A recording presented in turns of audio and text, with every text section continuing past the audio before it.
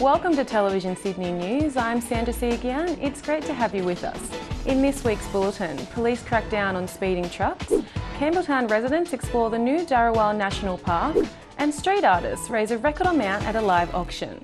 But first, financial problems at Sydney construction firm Reed Constructions has led to fears of job losses for Western Sydney. The firm holds a state government contract for the upgrade of the Great Western Highway in the Blue Mountains, but work in one section has stopped due to its cash flow problems. Christina Pollard is in the Blue Mountains. Christina, what's the latest? Reed Constructions was contracted to complete 3.2 kilometres worth of work on the Great Western Highway in the Blue Mountains between Woodford and Hazelbrook. However, last month it admitted it owed subcontractors across the state $80 million. Now, this site has been empty since that happened.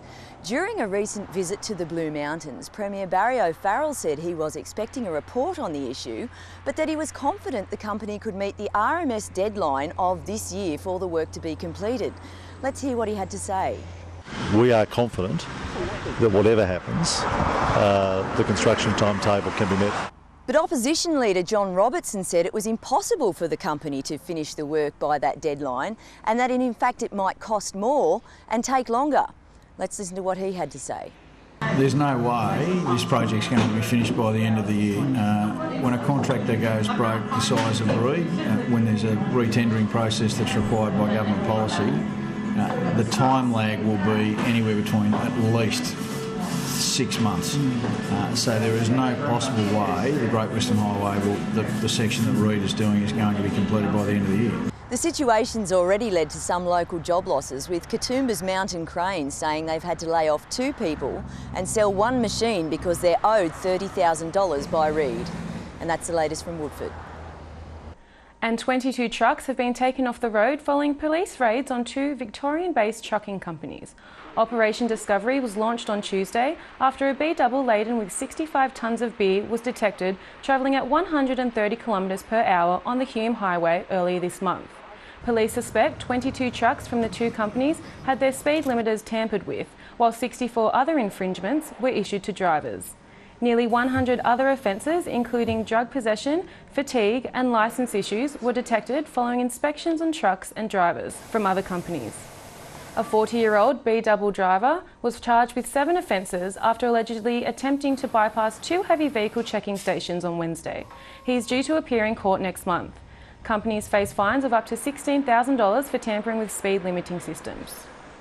200 cannabis plants worth more than $1 million have been seized during a police raid in Sydney's southwest. Police discovered the plants growing in a rudimentary shelter at a Greendale house on Thursday morning. Investigations are continuing. And also in police news, CCTV images of a clumsy thief have been released in a bid to identify a gang of alleged armed robbers. The images show 3 men entering a Guildford bottle shop on December 8 of last year, one carrying 2 large knives. The 3 allegedly demanded cash from the shop assistant before running out the door, with one man slipping and falling on his way out. A man was arrested and charged over the robbery on March 21, and police have appealed for information on the other 2. The Land and Environment Court has ordered work on Malak Fard Islamic School in Hoxton Park to stop after finding that consent granted by Liverpool Council in 2009 invalid. The school can continue teaching its 94 students in demountable buildings on site until March next year, but it will need to lodge a new application to continue building. Justice Peter Biscoe said the council had failed to consider the environmental impact of the development. A property developer has been fined more than $127,000 for clearing a potential koala habitat and part of a wildlife corridor near Appin. Kyluck pled guilty in the Land and Environment Court to clearing more than 12 hectares of endangered bushland on its Gilead property in 2009. Last week, Justice Payne ordered the Liverpool company to pay Campbelltown Council and do restoration works for the next 20 years. 143 new parking metres in Liverpool have the potential to bring in almost $8 million a year. Liverpool Council says all revenue raised will be used for traffic improvements. But Sue Tuzel says the metres will have an adverse effect on businesses. Founder and chairman of Clean Up Australia, Ian Kiernan, joined volunteers and residents to continue the clean-up of the Mermaid's Pool at Manly Vale this week. Originally the site of nude bathing for local beauties, the pool had deteriorated to a mountain of rubbish and has been the site of illegal dumping for decades. When we came here 10 years ago, there was a Volkswagen Combi here building rubbish, shopping trolleys, all sorts of rubbish. And through the efforts of Malcolm and his volunteers, in cooperation with the council and many other groups, it is now being returned closer to what it was 40 years ago. And it's just a great example. It's a Clean Up Australia fix-up project. Volunteers created a human bucket chain to help remove accumulated sediment, silt and rubbish from around the pool. Volunteers have planted more than 2,000 native saplings, resulting in a showpiece of regeneration for the local community. And street artists raised a record of nearly $13,000 this week at a live auction for the Information and Culture Exchange charity at Parramatta. The art exhibition Project 5 showcased street artists as they worked in a live art event at the Rocks over 2 weekends. ICE is a community arts organisation based out in Western Sydney, and we're about 25 years old. We've been working with Project 5 for the last couple of years. This is Project 5 number 4, and we've raised about $40,000 for our programmes, which helps us to deliver a whole range of artistic programmes to the culturally diverse communities living in Western Sydney. The event culminated with the work being auctioned to an enthusiastic crowd, keen to get a bargain. The Sydney's Writers' Festival has launched its Western Sydney program. Artistic Director Chip Rowley launched the program at the University of Western Sydney. And one of the things that I think a Writers' Festival can do is take the kinds of things that happen in a university and bring it into the community. The whole idea of a Writers' Festival is to enliven and inspire people in the community to read. The festival is in May, and events in Western Sydney will be held at Parramatta, Bankstown, Blacktown, Campbelltown, Castula and Penrith. The program will be available in the Parramatta Sun newspaper this week. The opening of Dharawal National Park has been met with a mix of cheers and sighs of relief from Campbelltown locals. Premier Barry O'Farrell officially opened the park last weekend, 18 years after it was first promised by then opposition leader Bob Carr.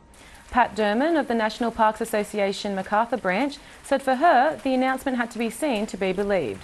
When it was first announced, Mr O'Farrell was so emphatic that it was going to happen that yes, we got really excited. And then he kept on coming back and saying yes, it's going to happen, it's going to happen. And we thought, well, he's in so deep that it's got to happen. But there's been so many promises in the past that we still didn't actually celebrate, or we left a little bit so that if he changed his mind, we weren't completely heartbroken. She said the new national park would also contribute to giving Campbelltown a better reputation. Well, I think Campbelltown has some really good bushland. It is, it's not appreciated, and in the wider community is ignored. I think even our local people, a lot of them don't realise just how lucky we are. I mean, we can swim in our river. They can't say that at many places, but long as people are careful, they can swim in our river. The announcement is also a major win for the area's koala population, which uses O'Hare's Creek Gorge in the park as a shelter from bushfires. University of Western Sydney koala expert Robert Close said the protection of the gorge meant Campbelltown's koala colonies could potentially survive forever. He said he first noticed the gorge's importance when he found a male koala sheltering in its caves on a very hot day. Campbelltown now has 2 Aboriginal community centres after the New South Wales Department of Community Services launched a new Aboriginal Child and Family Centre in Minto last week. The centre is named Warren Warren, which means mid-morning, and will provide early childhood, health and family support services. Construction is due to finish in 2013. A Western Sydney theatre company has launched its 2nd season following runaway success in 2011. Emu Heights Productions was established last year to bring high-quality theatre to Western Sydney students, using local talent and a local venue. It will present 2 productions in 2012, The Shoehorn Sonata by John Misto and a film noir version of Shakespeare's Hamlet. A year ago, we hadn't even put a production on, and everyone came out to support it, and it was fantastic.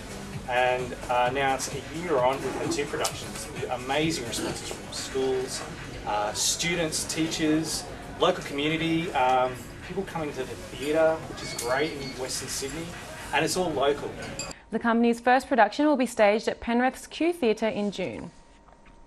And Rockdale Musical Society has lost about $40,000 worth of equipment after asbestos was found at Rockdale Town Hall, the venue house for their productions.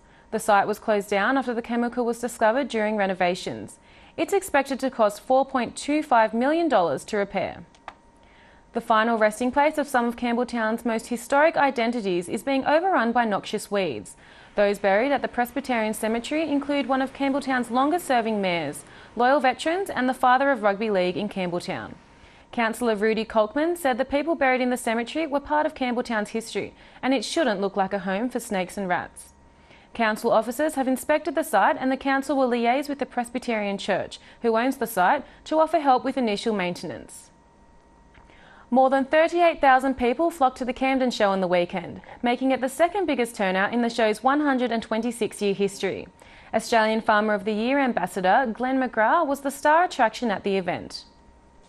In the AFL, the first ever Sydney derby saw the Sydney Swans defeat the GWS Giants 14-16-100 to 5-7-37 in front of over 38,000 fans at ANZ Stadium last Saturday. The Giants trailed by 17 points at the end of the first quarter after Callan Ward made history by being the first Giants player to kick a goal in the AFL Premiership. Well, a turned one over here, which is highly unusual. Folau backing out, opportunity for Ward on his non-preferred side. The first goal kicker for the GWS is their co-captain, Callan Ward. The Giants have a week off to regroup before they tackle North Melbourne on April 8. Earlier in the day, the UWS Giants were well beaten by Sydney in their first Northeastern AFL match, 4-9-33 to 23-13-151. Despite the heavy loss, coach Brett Harris was impressed that his young side continued to battle the Swans right up to the final siren. 6 former Westfield Sports High students will compete in the National Netball Championships with the New South Wales Under-19s team in Launceston this week. Edonsor Park's Chloe Seville is one of the 12 athletes on the squad and recently received a scholarship from the New South Wales Institute of Sport for the second consecutive year. And that's all we have time for here on Television Sydney News. Next week we'll be covering the local news at the Sydney Royal Easter Show. For more information, pick up your local Fairfax Community newspaper. I'll see you next time.